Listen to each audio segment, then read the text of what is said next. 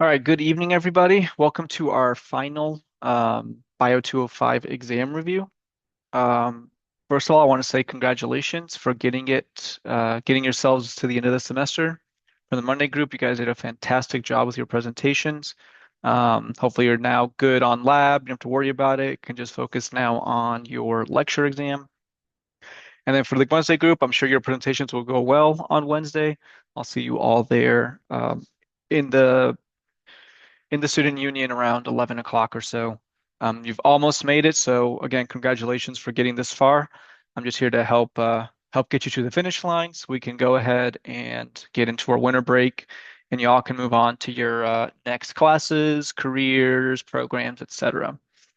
So the way this is going to flow is I'm going to start with Unit 4 since that's our newest unit. It is fairly short, but there are some key things I want to highlight.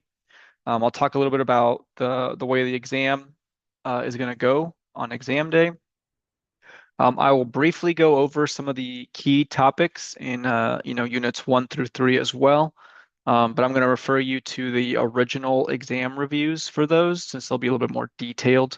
But I'll just hit a couple highlights here, and then I will finish off with an example case of how um, these cases could be asked on the exam that pull in information from all four units this semester. Okay, so your exam will be during your normal lecture time, either Monday or Wednesday, starting at 8:30 a.m. It will be in person at Dolby 123. You'll have about 2 hours to complete the exam. It will use Respondus Lockdown Browser. I do recommend that you bring your laptop or tablet with you, but we also have computers in the lab if you want to use those instead. This will be about 84 questions. Sometimes this number changes between, 80 to 82 to 84. I personally haven't seen the current exam, so I'm just going off of my experience with older exams. And it is a combination of multiple choice, mostly multiple choice, and short answer. We definitely want to get those grades for y'all done as soon as possible since we have to submit grades, or Dr. Cotter has to submit grades by Friday. So majority will be multiple choice, and I would expect a few short answer that are probably like 1 or 2 words, 3 words, that kind of thing. And then after that's done, you'll be done with Bio 205. One thing to remember is please bring your completed Unit 4 study guide on Monday or Wednesday morning. We'll collect those, and Dr. Cotter will add the bonus points that day. So please don't forget to complete that to give yourself a little bit of a buffer um, before the exam. Another thing you can do is all of the tutorials um, can be retaken to maximize your points up until Sunday, this Sunday specifically. So I do encourage you if you're, missing a few points, or if you're looking at your grade and you're like borderline, A to B, B to C, whatever it might be. Take a look at those tutorials, and if there's any that you do not have maximum points on, go ahead and redo those. Shouldn't take you too long, but those onesie twosie points could actually help you in the long run to get a better grade on this class. It it's just gives you a little bit of buffer, I should say, for the final exam. Just to note, this is one combined lecture and lab grade. So Dr. Cotter will be putting in the lab grades into your Canvas shell no later than Sunday.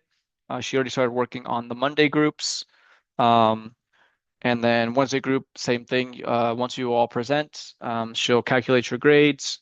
She will give people opportunity to make some final edits based on feedback that they got from the presentations.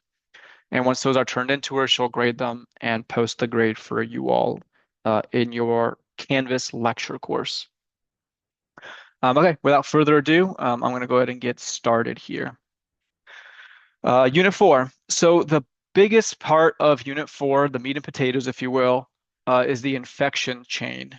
On page 1 of your study guide, we have a couple different uh, examples of this, but the infection chain is typically made up of 4 different things. You have the illness or infection, the causative agent, which in our class is always a microbe, the reservoir, which is where the microbe is living, hiding, or residing. Some examples of this could be either contaminated food, like a contaminated patty, for example. It could be stagnant water. Water that's not moving tends to accumulate a lot of different microbes because everything needs water to live. It could also be dirt, soil, or another living organism or another human being. And then the mode of transmission is how did that microbe get from its reservoir to the host? In our class, the host is a human being, so it's us. Um, so some examples of these are vehicle transmission, where you've ingested something, either drinking it or eating it. A vector transmission can be done usually with insects such as mosquitoes, fleas, and ticks. Indirect contact is the microbe living or being on something that is non-living, like I said, like the nail or like I don't know, a dirty floor or something. And that microbe is then able to jump from that non-living thing, like the nail, into the human being. And then direct is probably one of the easiest ones to think about is something living is sick and then transmits the microbe to another human being. Easiest example of this is kissing, also coughing. When you cough, you have droplets in the air. Those spread. Another human can breathe those in, and then now the microbe has been able to jump ship to a new host that they can start infecting and replicating and etc. So two examples I have here, these can also be found on your notes, is strep throat. That is the illness name. The causative agent is Streptococcus pyogenes. The reservoir, so where did this microbe come from? It was another infected human. And how did it make it to, how did it jump? It jumped via droplet um, during the mode of transmission. And then botulism, which we talked about today in the Monday lecture, uh, caused by Clostridium botulinum, which is again, the microbe. The reservoir is contaminated food, in this case, honey can be the reservoir. And then the mode of transmission is vehicle, i.e., the microbe rode its way into your body when you decided to eat that contaminated food. Okay, the next thing is the stages of infectious illness. So whenever we get sick, there are different stages we go through where the microbe is able to infect and get into the body, and then it'll start replicating and taking our energy or our resources to replicate and expand in the body. Then you'll start feeling these mild symptoms. You'll get the active illness where you're actually getting the majority of your symptoms and when your body basically feels its worst, trying to fight off the infection. If you survive that, you'll get into a decline phase, and then you'll get a convalescence period where majority of your bad symptoms are gone, and now it's just minor symptoms with the body starting to enter a recovery process. So the first step is inoculation. So this is, we inoculate in the lab. We take a microbe and we spread it on a plate. We are trying to start the microbial infection and replication phase. For the most part, people do not feel anything during the inoculation phase. Maybe like if you get like a cut or if you get stabbed with something or if you poke your hand with something, um, you can sometimes think like, oh man, that might get an infection. But at the microscopic level, you have no idea that you have started the inoculation phase in the body where the microbe will start trying to spread rapidly. And the host or the human will not show any symptoms. Prodromal period, this is the period or the time when we all start feeling sick. And I know most of you have been sick, I'm pretty sure. And you all know that feeling of like, I don't know what's wrong. I can't identify why I'm sick, but I'm just feeling sick now. Um, that's usually when we start getting the mild symptoms, things like light soreness. You might start having like the sore throat. Um, Another thing that I forgot to mention about inoculation is that different microbes have different inoculation periods. So something like the flu, it spreads and inoculates very quickly. So usually within 24 to 48 hours, you will be jumping from inoculation to prodromal to active illness. Things like the cold take a little bit longer to build up. So usually cold takes about 3 to 5 days on average to get yourself to what we call the active illness, where you start really feeling like you have a cold. And then other microbes could take a couple weeks, such as COVID, where COVID was inoculation for 1 to 2 weeks before you started getting the prodromal symptoms, and then it would jump into active illness. Um, just note the differences. Inoculation, there are no symptoms. Prodromal, there are mild symptoms. And then where you really start feeling the illness, where the body really starts doing a lot of its fighting back, is during the active illness state. This is the most severe stage of illness, and it's the critical stage of illness. So whenever we talk about infections, and being in this class for 15 weeks now, um, you hopefully got an understanding that our body is able to fight off practically every infection we come across. It's very, very diversified, and it can adapt very well. The problem that we have is depending on the infection, there's always a time. So the initial immune response from our bodies is typically really slow as it tries to learn what this infection is, what are the viral spikes, or what are the proteins that I can use to identify to then create antibodies or T cells to then go kill and target this thing. If the body or if the microbe does too much damage, either your body never gets to a point that it learns to fight the infection, or by the time it starts fighting the infection, the body has already taken so much damage that even if the immune system wins, the body will not be able to repair itself. That's usually what leads to things like death, or serious illness.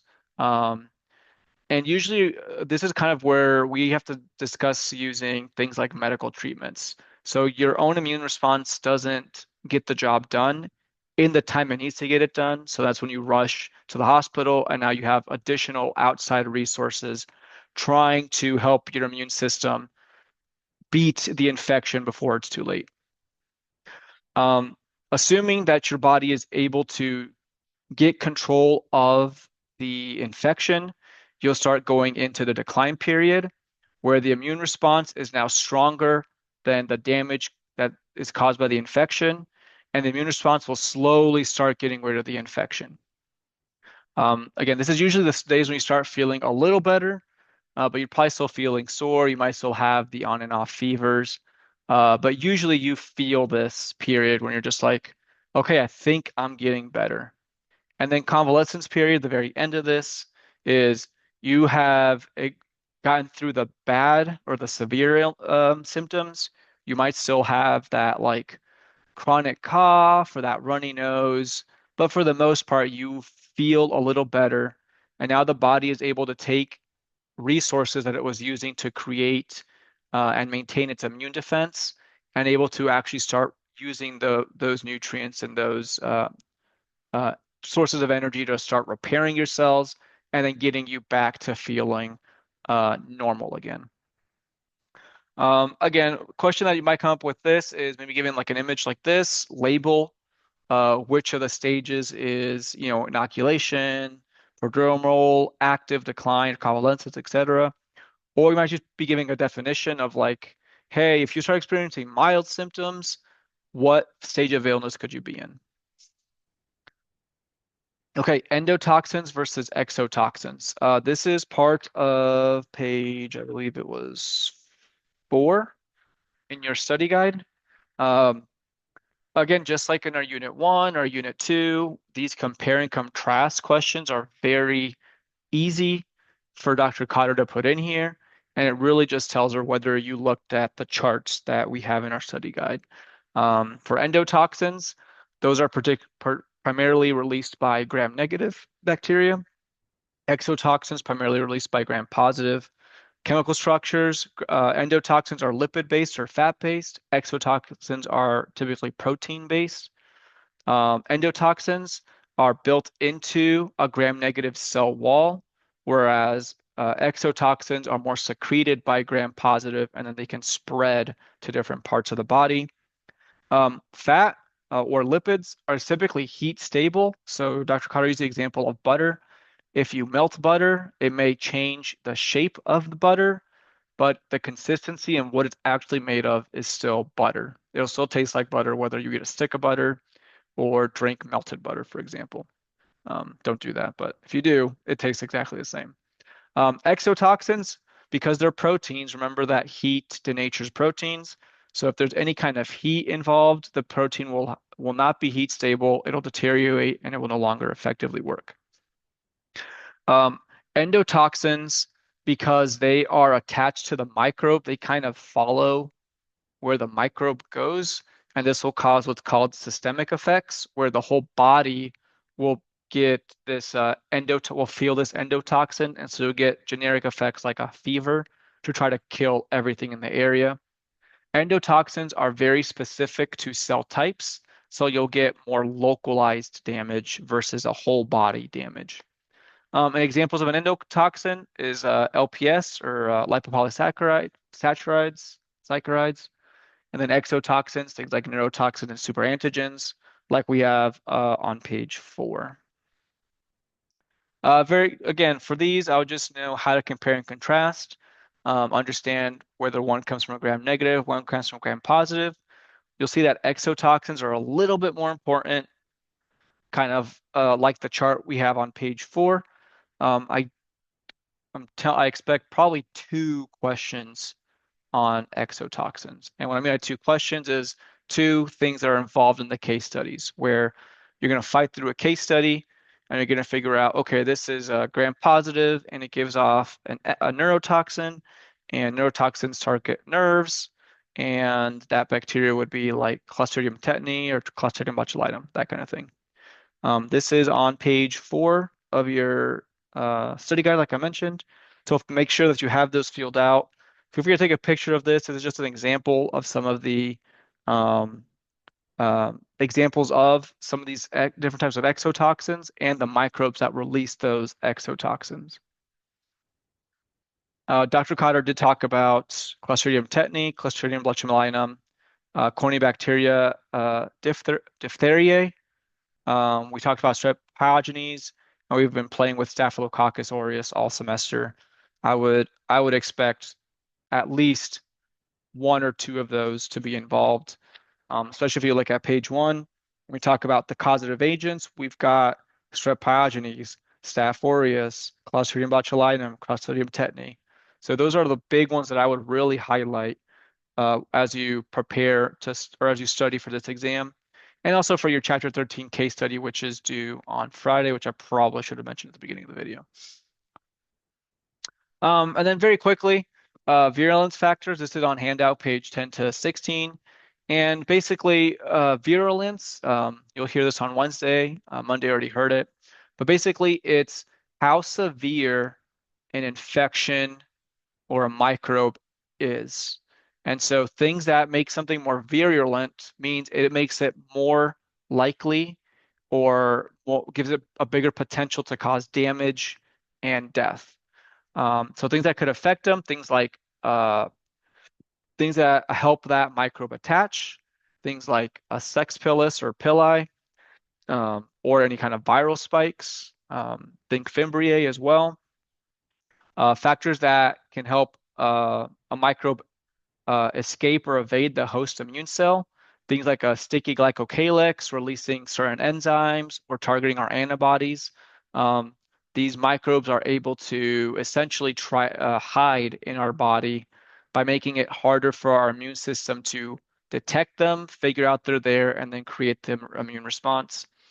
Um, and then there are also microbes that just do direct damage to our cells. And by doing damage to our cells, we're making it harder for our body to, one, fix and repair itself in that area, but 2, get our immune cells to the site of infection to, again, analyze the microbe, figure out what it is, send that back to our T helper cell, develop an immune response, and then get back into the system. On the left here, you have some examples of things like endemic, outbreaks, epidemics, and pandemics. Um, Things that are endemic are things that are they are infections that occur in a localized area at a very stable rate. So things like bubonic plague, for example, out in the desert Southwest. There's a tick, I believe, a tick that gives you, or a flea that gives you the bubonic plague. Um, those are very stable in Arizona. So we don't have like a high risk of plague. We don't have a low risk of plague. We're not eliminating plague altogether. It's like every year we always get like 20 or 30 people per year that get a bubonic plague infection and either die or have to get seriously get some serious medical treatment to fix up. Um, Outbreak or epidemics. Epidemics are larger than normal outbreaks. So let's say the bubonic plague is able to, I don't know, spread into the city. Now you're not going to get 10 to 20 infections per year. You'll probably get a large spike in the city, maybe a couple thousand, a couple 100,000. That is now considered an epidemic. It's a one-time thing, um, or it's a seasonal thing like the flu, where people don't have it, and then we have a large spike in people having this infection, and then over time that'll taper off and come back down. And then pandemic, I mean, we've survived a pandemic already, and that is basically epidemics occurring across multiple continents at the exact same time, kind of like you have there. And for some reason, they classify North and South America as one continent. I mean, technically it is. So if we have like the flu in Phoenix and in Chile and Brazil and Canada, they call that an epidemic. It's across different countries, but the idea is that someone in Canada could theoretically walk all the way down to Argentina and contaminate a lot of people along the way, but they can actually jump ship. They can't actually just walk themselves over to Africa or to Europe. They have to have other means of transportation to get there. So they assume that our North and South American continent is one American continent where in theory, an infection could be locked in or landlocked on the continent and does not spread to other continents. Okay, that was a little bit longer than I expected, but I think it's probably better for us to talk about that unit a little bit more, just because that is the new unit. Because I really want to get to the practice case, I'm going to kind of power through the next couple units. Um, I'll spend more than 5 minutes per each on each one, and again, the details go back to my other review videos. The information is basically the same. I'm just kind of re-trigger your memory to some of the things that we talked about earlier in the year. Okay, Koch's postulates. I mentioned this in Unit 1, and it's still true in Unit 4. If you get a question on Koch's postulates, people tend to forget Koch. They left him behind 15 weeks ago. So whenever you talk about Koch's postulates, remember, step 1, observe the patient for signs of illness and isolate the microbe from the infected host. Remember that signs are things that can be seen, whereas symptoms are things the patient feels.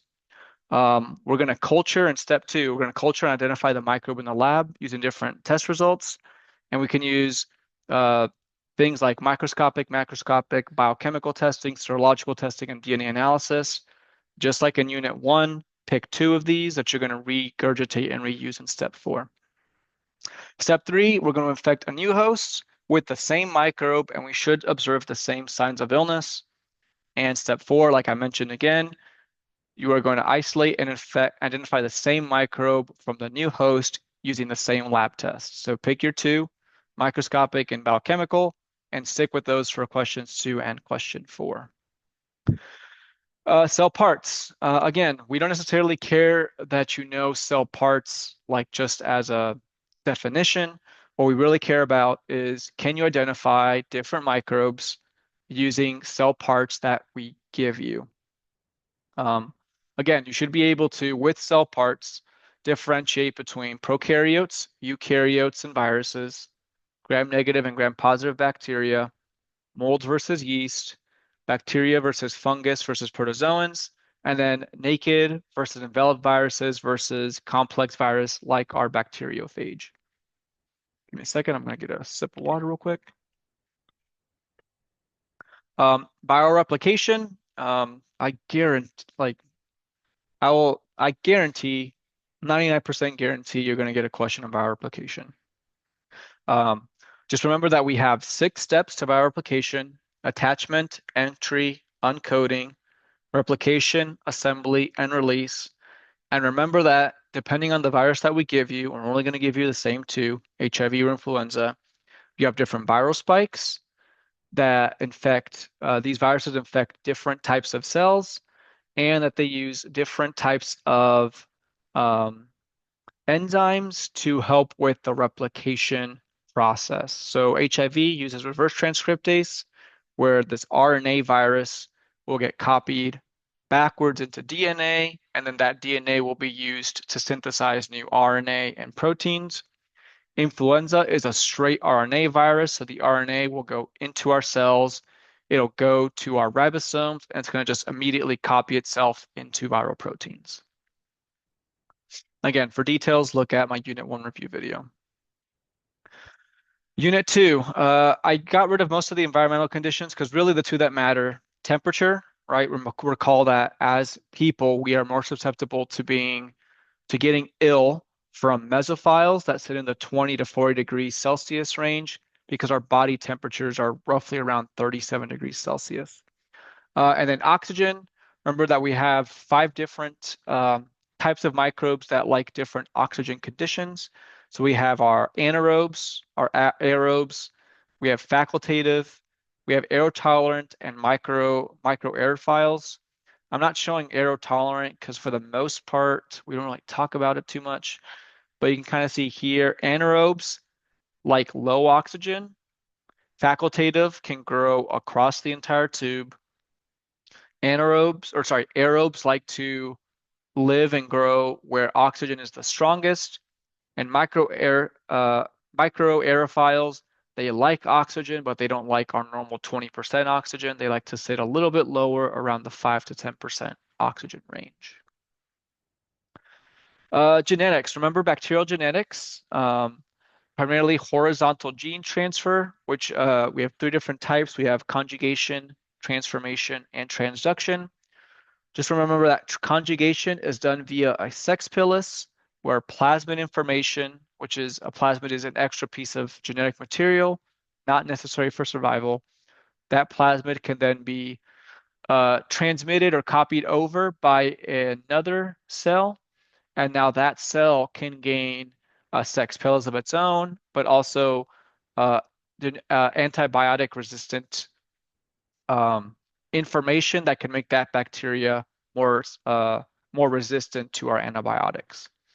Bacterial transformation. This is where bacteria can take dead pieces of cell fragments and incorporate it into its DNA to make itself basically a brand new cell that has new features. And then transduction, this is what the Monday group did with the bacteriophage, where a virus, a bacteriophage, will infect a bacteria, and then during the viral replication phase, it accidentally takes a piece of bacterial DNA versus viral DNA. It transmits that bacterial DNA to another cell, and now that other cell incorporates it into its genome and makes itself a brand new bacteria with some potential antibiotic resistance or making itself a little bit more virulent or deadly. Antigenic drift versus shift. I do not expect more than one question on this. Essentially, what is the difference between drift and shift? Remember that drift is a small or minor change in the viral protein structure. It is typically very slow and it's caused by point mutations. And a shift is a major change in the viral spike structure. It is very quick and it is caused by genetic recombination. The big stuff, methods of control, and then also antibiotics. So remember, this is on Unit 2 Study Guide, page 7. Uh, just like I mentioned in Unit 2, make sure that you have like two, maybe three methods where physical methods that sterilize, three that disinfect, and three that are antiseptic. For chemicals, do the same thing. Take three. In this case, you should know the three. Sterilants, chemical sterilants, know a couple different disinfectants, know some antiseptics.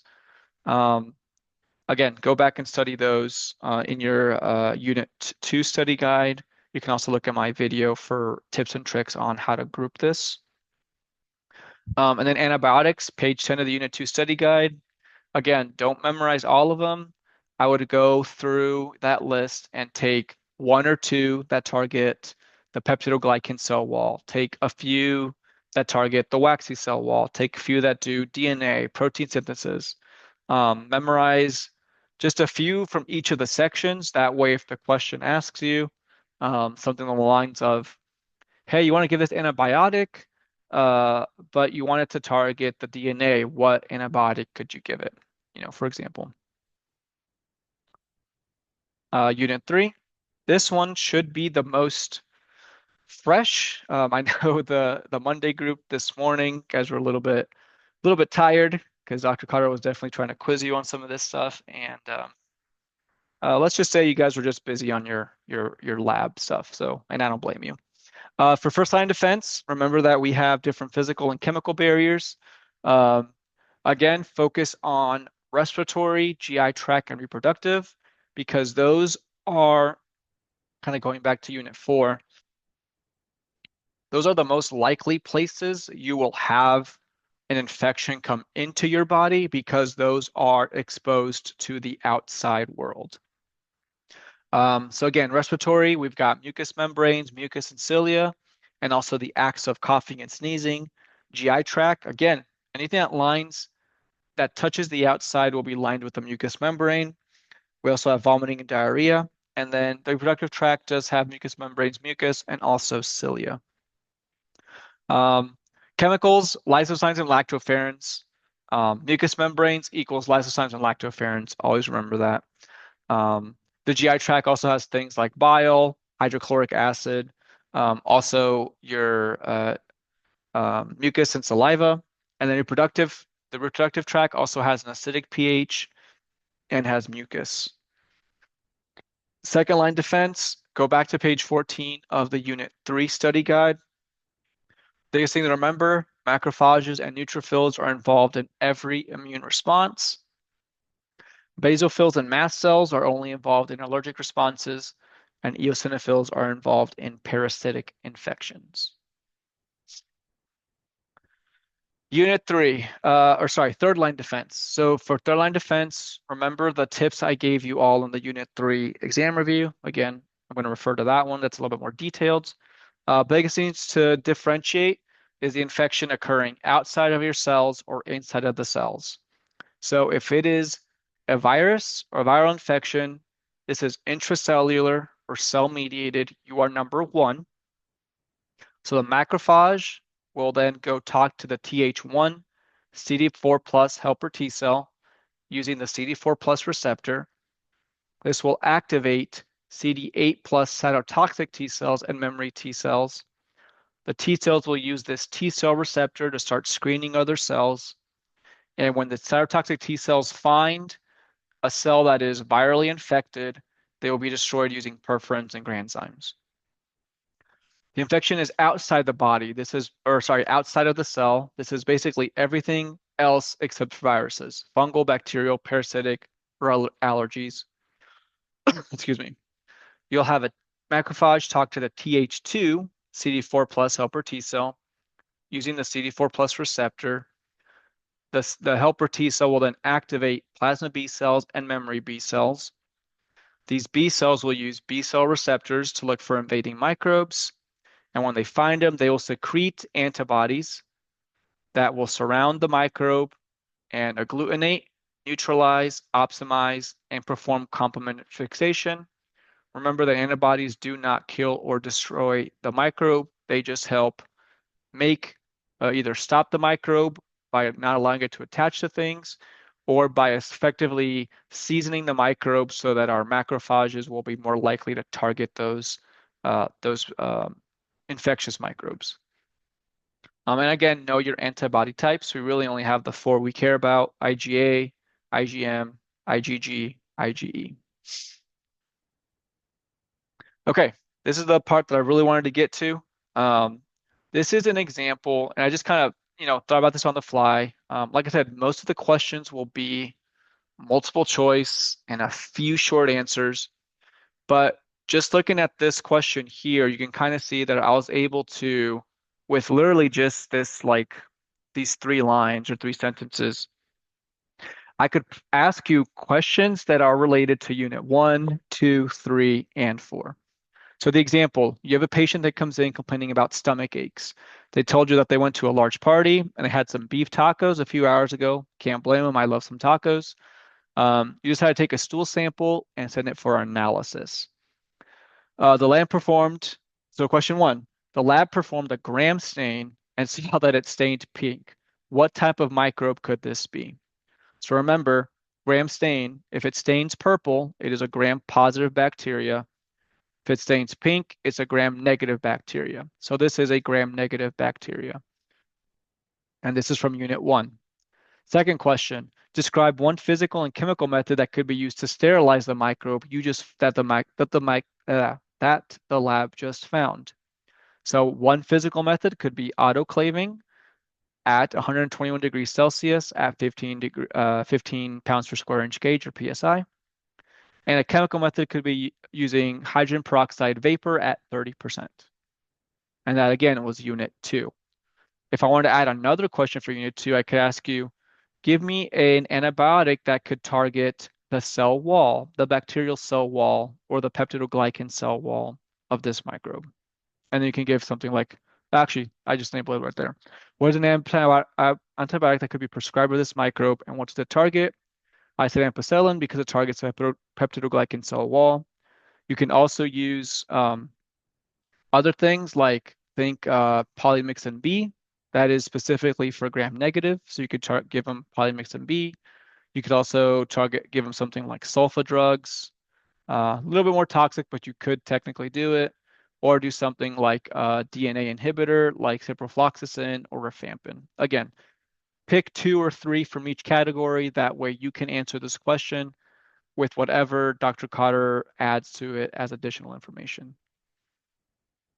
Okay, in unit four, what mode of transmission would this be? So remember, we have things like vector transmission, which is done with fleas or mosquitoes or ants or whatever, bug bites essentially. You have droplet, where people are basically coughing and there are microbes in the micro droplets from your sneeze and they're getting into people. There's indirect contact to things like a spatula, a dirty nail, etc. And then you have vehicle transmission, which is things like food, water, things that we would ingest. So in this case, I told them, hey, I ate these beef tacos. So that's food. So that's a vehicle transmission. I could have also reworded this. I'm just giving you an example and said um, that the cook was using what looked like a spatula that was dug into ground beef. Uh, Most likely what happened is that your mode of transmission is not food because the food didn't give you the illness. It was actually the spatula carrying the illness from the dirty ground beef into, it got attached to your burger essentially. Um, and you could also label that as indirect contact, as the microbe had a chance to jump from the contaminated beef into your patty, into your mouth. That one's a little bit more kind of nuanced and complicated, but like I said, if I just change a little bit of the wording, I could change the transmission from vehicle to indirect, for example. And again, that's unit four. Number five, give me two second-line chemicals or cells that are involved in this immune response. Okay, I mentioned it earlier, macrophages and neutrophils. Those are involved in every immune response. And then question six, is the infection inside or outside of your cells? Or she could ask it as, what third line cells will be involved in this infection? Okay, so bacteria is outside, so that's an extracellular response. That means I have Th2, CD4 plus helper T cells, I have plasma memory B cells, and I have antibodies IgM, IgG, and IgA. Um, those are like six quick questions I thought of. But even as I'm talking through this, if you think about Unit 4, um, you probably already know what bacteria this is, right? I said it's gram negative. You had it, you got sick probably from eating the beef tacos. This is most likely E. coli. That's what I picked as E. coli. So think about the other questions that could be added to this as part of your final exam to think about to see how it all groups the information together. So just again, most of you all know this information in segments. So like I know what unit 1 is, I know unit 2 is, unit 3, unit 4. But what's going to happen on this final exam is you're going to get asked questions that are referencing things from unit 1, things from unit 2, unit 3, unit 4. Um, and just be prepared to answer some of these. Again, most of these are pretty straightforward. If you study the study guides, that is your key to the exam. Study 1 through 2, 3, 4. I would also look at your old exams. What questions did you get wrong? Why did you get them wrong? You can go back into Canvas and look at all your responses and what got missed, plus whatever feedback that Dr. Cotter gave you all. Just review that before you come in on Monday and Wednesday to take this test. Okay. Um, Final tips for me. Again, review your Unit 1, 2, 4 study guides. Those are the official study guides for this final exam. For the multiple choice, remember, if you're stuck on something, it's multiple choice. Just eliminate the ones that you don't know right off the bat. And then worst case, just guess on one. You can always, you can either skip it, go to your other questions, and then come back to it later. Or if you're just at the very end of the test and you just have to pick something, give yourself a shot and just click something and submit it. Don't leave them blank. Don't miss out on, you could sometimes luck into easy points. So don't let yourself miss out on the opportunity to get extra points on the test. And then lastly, just get a good night's sleep. Make sure you eat something before you come in. And then, feel free to bring coffee or tea or like a drink in the morning. We're going to have it downstairs in the lab. But we haven't done anything in the lab for a few weeks now. So just bring yourself something to keep yourself awake, keep yourself going and motivated. And after that, once you're done with that exam, you're all done. No more lab, no more lecture, and you can all move on with the rest of your labs, your lectures, and then get into the winter break. Um, Lastly, thank you very much for a great semester. You all have been a fantastic class. Mostly, Monday group, I was with you all this whole semester, but even talking with the Wednesday group, I've had a few weeks with you all, and you all did very well from what I could see. So just congratulations on getting it this far. Just one final step to to complete our semester. Um, if I don't talk to you again, feel free, enjoy your winter break, and I wish you the best of luck in your future courses, your future programs or degrees or career paths. Reach out if you have any questions, but other than that, I will talk to you all later.